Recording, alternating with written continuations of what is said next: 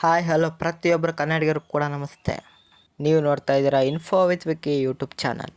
ನಿಮಗೆಲ್ಲ ಆಲ್ಮೋಸ್ಟ್ 15ನೇ ಕಂತಿನ ಗೃಹಲಕ್ಷ್ಮಿ ಹಣ ಅಂತೂ ಬಂದಿದೆ. ಈಗ ನೀವು ವೆಯ್ಟ್ ಮಾಡ್ತಾ ಇರುವಂಥದ್ದು 16ನೇ ಕಂತಿನ ಗೃಹಲಕ್ಷ್ಮಿ ಹಣ ಯಾವಾಗ ಬರುತ್ತೆ ಅಂತ.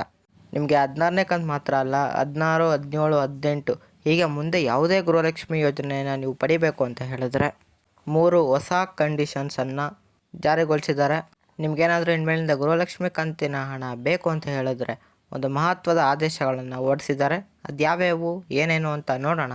ಅದಕ್ಕಿಂತ ಮುಂಚೆ ಯಾರು ನಮ್ಮ ಚಾನಲ್ಗೆ ಸಬ್ಸ್ಕ್ರೈಬ್ ಆಗಿಲ್ಲ ದಯವಿಟ್ಟು ಸಬ್ಸ್ಕ್ರೈಬ್ ಮಾಡ್ಕೊಳ್ಳಿ. ಯಾಕಂದರೆ ಈ ಚಾನಲ್ಲೇ ನಿಮಗೆ ರಾಜ್ಯ ಸರ್ಕಾರ ಯೋಜನೆ ಆಗಿರ್ಬೋದು, ಕೇಂದ್ರ ಸರ್ಕಾರ ಯೋಜನೆ ಆಗಿರ್ಬೋದು, ಹಾಗೆ ಈ ರೀತಿಯಾಗಿ ಸುಮಾರು ಯೋಜನೆಗಳು ನಿಮಗೆ ಅಪ್ಡೇಟ್ಸ್ಗಳು ಬರ್ತಾ ಇರುತ್ತೆ. ಈ ಅಪ್ಡೇಟ್ ಎಲ್ಲ ಪಡ್ಕೊಂಡು ನೀವು ಕೂಡ ಗೌರ್ಮೆಂಟ್ ಸರ್ವಿಸಸ್ನ ಫಾಸ್ಟಾಗಿ ಪಡ್ಕೋಬೋದಾಗಿರುತ್ತೆ. ಹಾಗಾಗಿ ಮರಿದ ಚಾನಲ್ಗೆ ಸಬ್ಸ್ಕ್ರೈಬ್ ಮಾಡ್ಕೊಂಡಿರಿ.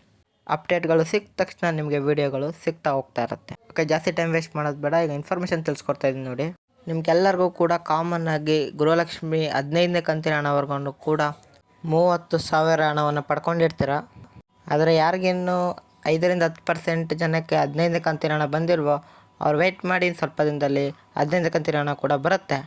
ಈಗ ನೀವು ವೆಯ್ಟ್ ಮಾಡ್ತಾ ಇರುವಂಥದ್ದು 16ನೇ ಕಂತಿನ ಹಣ ಯಾವಾಗ ಬರುತ್ತೆ ಅಂತ. ಈಗ 16ನೇ ಕಂತು ಮಾತ್ರ ಅಂತಲ್ಲ, 16, 17, 18 ಹೀಗೆ ಮುಂದೆ ಯಾವುದೇ ಗೃಹಲಕ್ಷ್ಮಿ ಯೋಜನೆ ನೀವು ಪಡ್ಕೋಬೇಕು ಅಂತಂದ್ರೂ ಮಹತ್ವದ ಆದೇಶವನ್ನು ನೀವು ಪಾಲಿಸಲೇಬೇಕಾಗತ್ತೆ.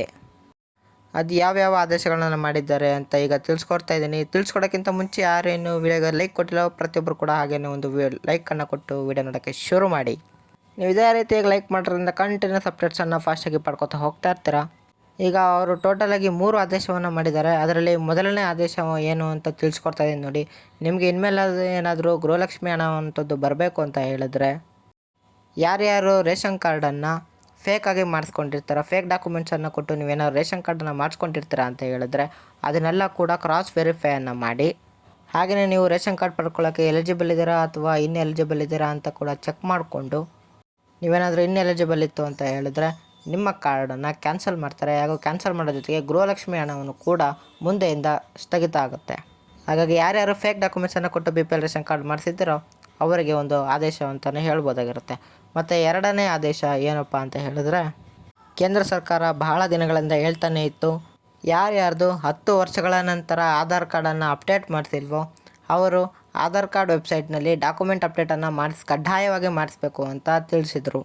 ಹಾಗಾಗಿ ಈ ಅಪ್ಡೇಟನ್ನು ಯಾರು ಇನ್ನೂ ಕೂಡ ಮಾಡಿಸಿಲ್ವೋ ಅವರು ಈಗಲೇ ಮಾಡಿಸ್ಕೊಂಬಿಡಿ. ಇಲ್ಲ ಅಂತ ಹೇಳಿದ್ರೆ ನಿಮ್ಮ ಆಧಾರ್ ಕಾರ್ಡ್ ಕೂಡ ಕ್ಯಾನ್ಸಲ್ ಆಗುತ್ತೆ. ನಿಮ್ಮ ಆಧಾರ್ ಕಾರ್ಡ್ ಕ್ಯಾನ್ಸಲ್ ಆದ ತಕ್ಷಣ ನಿಮ್ಮ ಗೃಹಲಕ್ಷ್ಮಿ ಹಣ ಬರ್ತಾ ಇರುವಂಥದ್ದು ಕೂಡ DBT ಮುಖಾಂತರ ಸ್ಟಾಪ್ ಆಗುತ್ತೆ.